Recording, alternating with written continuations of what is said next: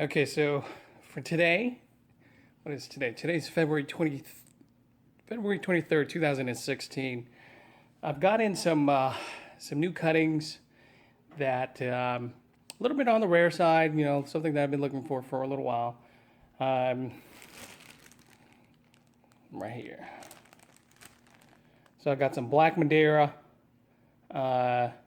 from Peter Lee. I got some Vincenzo cuttings. I got some cuttings from Harvey. I think some Monster Use and Rob's Genovese Nero. What else did I get in here? And I got some Black Madeira from Ryan Chu, all off of eBay except for Harvey, who had that big sale for some really good price cuttings.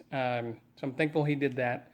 He's got a great collection, and I'm glad to finally be able to get some cuttings from his collection, which is nice, and you can really see the quality of his cuttings and the way they're packaged and how thick they are. They look really good, so thumbs up to Harvey. Thank you very much. Look at the size of these cuttings. Very nice. Anyhow, so the purpose of today is to do some grafting. So what you see on this table right here are Desert King and Gillette. And these two varieties do super well here in the Seattle area. I'm got a really tall Desert King right up here. Anyhow, so I'm using them as rootstock to graft some of the cuttings that I got in recently, the Black Madeira mainly, because I know that they take a long time to root, and sometimes they're pretty hard to root. So I want to try my hand at grafting these so that they have a better chance at making it.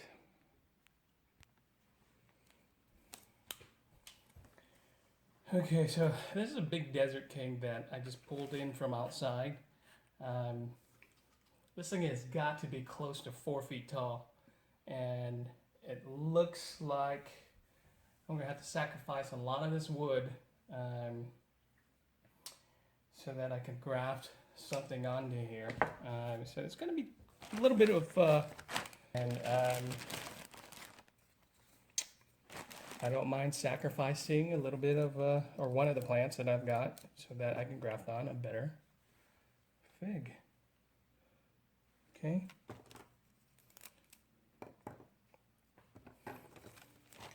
So these are some of the Black Madeira cuttings that I got from eBay, from Peter Lee. I forget his eBay moniker, but could be like R Factor 12 or something like that, off the top of my head. And what I want to do is just basically find one, I guess the cutting that will match well with this rootstock on this Desert King.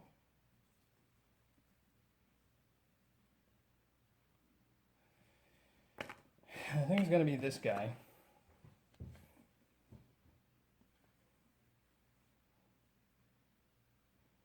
Probably about right here.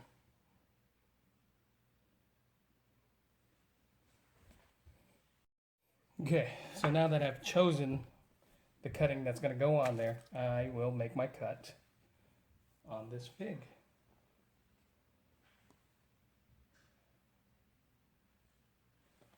Let's go in about right here. So I mean, if you take a look at this thing is one nice long stick. It, I probably would have trimmed this anyways, because I want it to, I like my figs to branch out versus being a one long twig or a whip.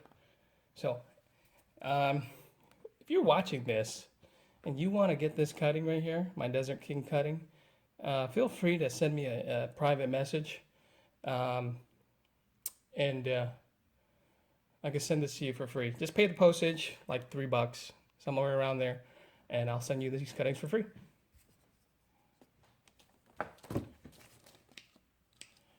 Let's take a look at this. I think we want to go about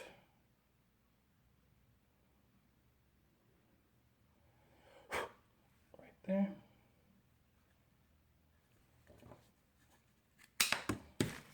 Okay. So I think what I'll do is do a saddle graft or a reverse saddle graft. Or is it a cleft graft? I think it's a cleft graft. I'll go straight down on the rootstock. And then I just sharpened this grafting knife yesterday. So it should cut relatively easy. Go down no more than about a little over an inch. Okay. Then I'll whittle this down so that it can fit into there.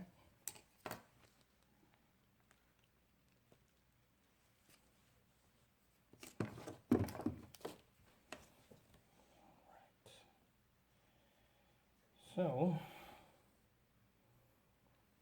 with grafting, it's really important to line up all the cambium layers and make the most contact possible.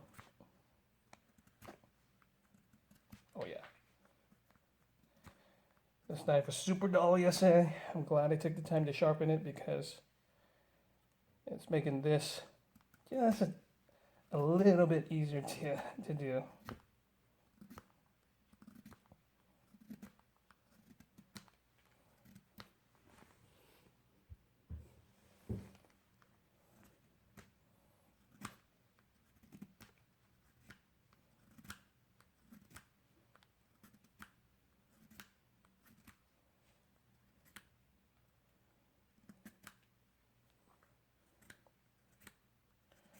I want to try to get this thing as thin as possible.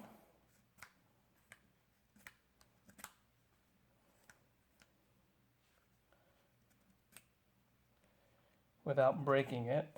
Just kind of a delicate thing to do. Okay. Nice, super thin. And then from here,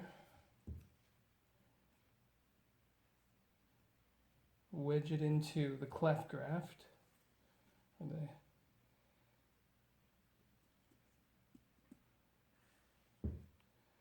I don't want to push too hard.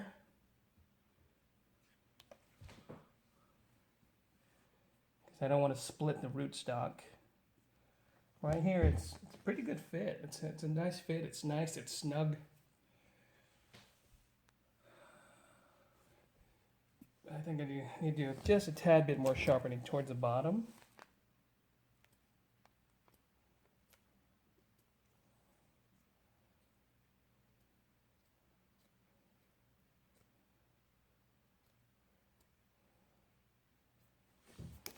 Okay.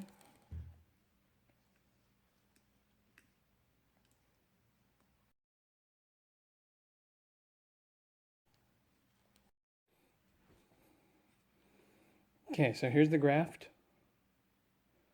It's a cleft graft.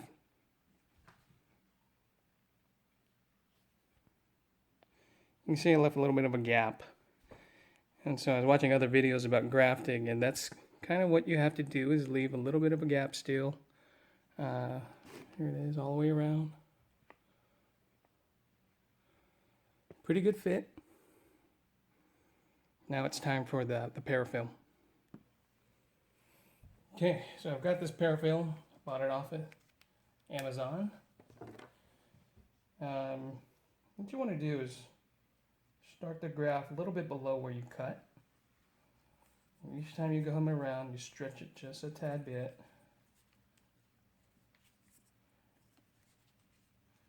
And then work your way out. It kind of reminds me of the time when I used to play a lot of tennis, and you would wrap your tennis racket with an overgrip. So each time you just kind of overlap, stretch, go over. Okay? Essentially what we're trying to do is create a greenhouse type of climate underneath that graft so it doesn't dry out.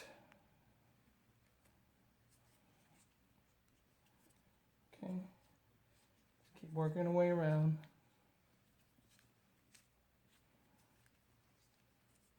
Each time stretching it. And parafilm is nice. I mean, you work with it, you'll see that it's very pliable. And it'll stick on itself. Kind of like tape. Just like that. You don't even have to tie it or anything. I'm going to work my way all the way to the top of this. Because I definitely don't want the Black Madeira cutting to dry out. So it's, parafilm is, I believe, is air permeable. So it'll let gases through, but it won't let liquid through. Okay, looking pretty good. Just got a little bit left of this tape. I'm just gonna go over the joint one more time. And there it is.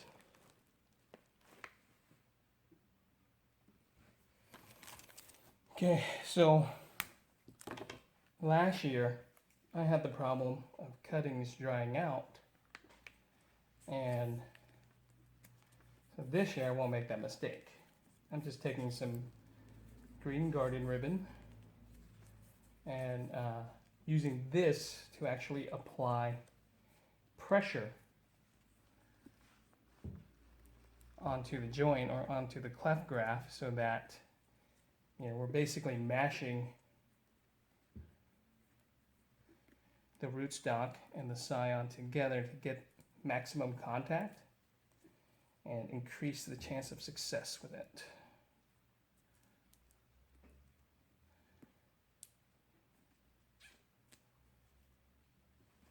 Okay, pretty much done, but I'm going to do one more thing.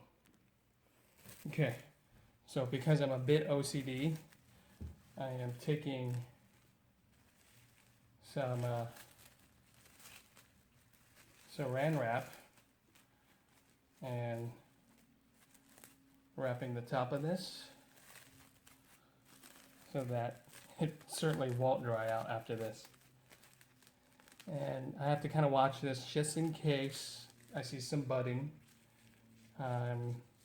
and remove the saran wrap, or else it'll girdle the plant or choke it out, or, you know, it'll rot. So that's it right there.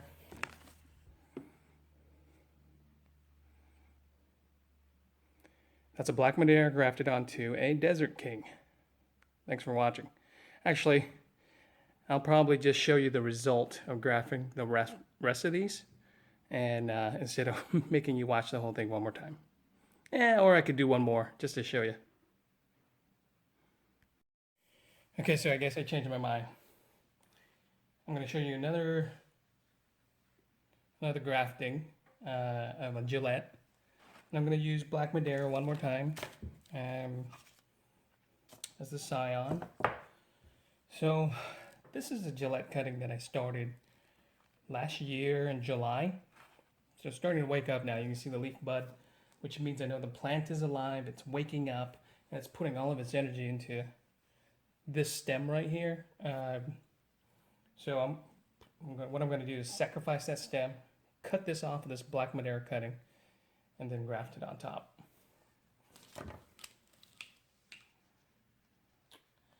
Choices, choices. So I'll probably start here. And because it's a relatively new growth, it's very green still. I'm just going to stick it back in the dirt. If that thing grows, I'll be surprised, but why not? Okay, here's my Black Madeira cutting. What I want to do is go ahead and label this as Black Madeira.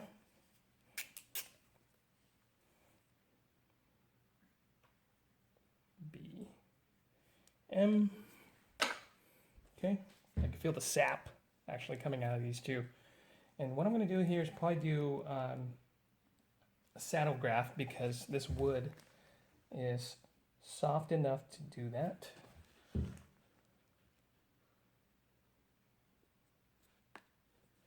And a saddle graft is simply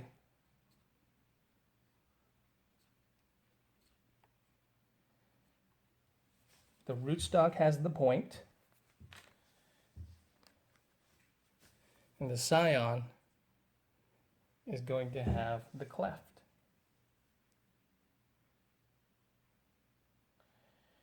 Work my way, rock it through the cutting. Gotta make sure I'm careful about staying in line. You want to rock it, you don't want to press down with just too much pressure. I kind of tell that I'm going offline a little bit too much here.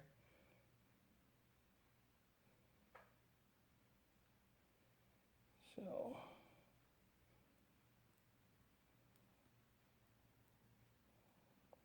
come back.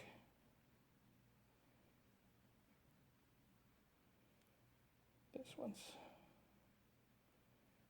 almost there.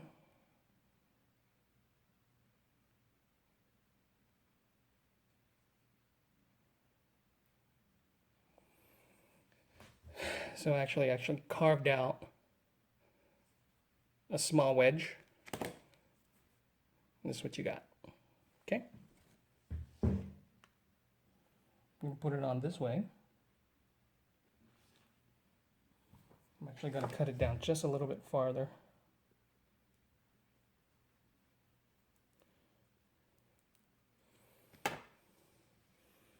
Put it on this way so that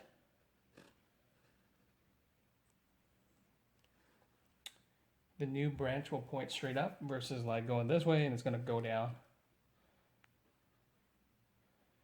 Okay. Let's put on the paraffin.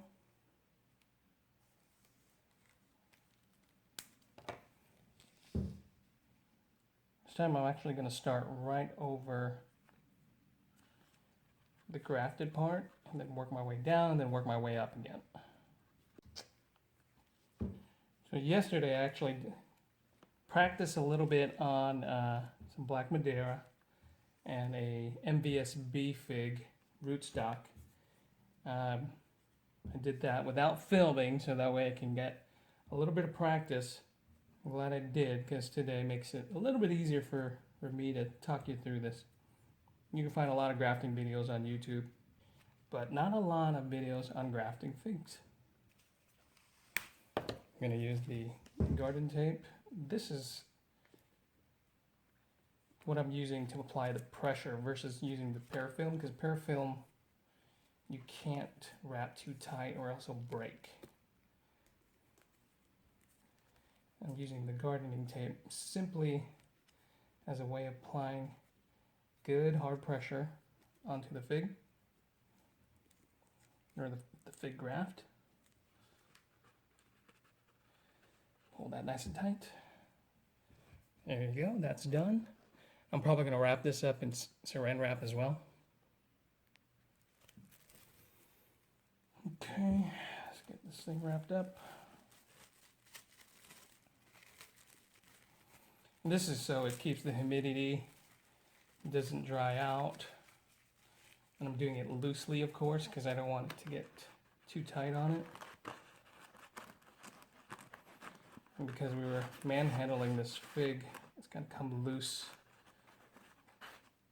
at the soil level, so I'm just packing that down. So this is a Gillette with a Black Madeira scion grafted onto it. Okay, there it is. I didn't think I was ever going to get this done tonight, but I did. And I ended up grafting